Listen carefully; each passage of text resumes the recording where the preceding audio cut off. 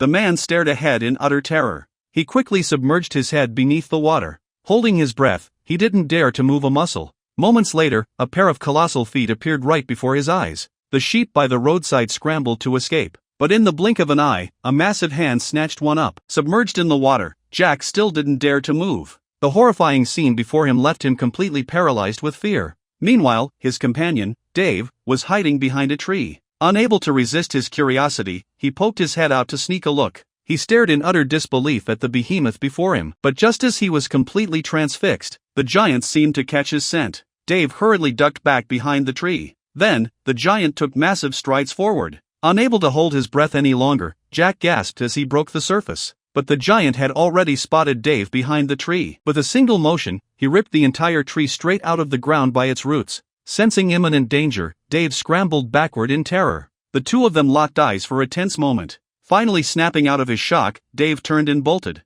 The giant simply watched as Dave fled for his life. Just as Dave glanced back over his shoulder, the giant took a massive stride forward. With a single swat of his hand, he knocked him out cold. Having never seen such a tiny human before, the giant leaned in to inspect him closely.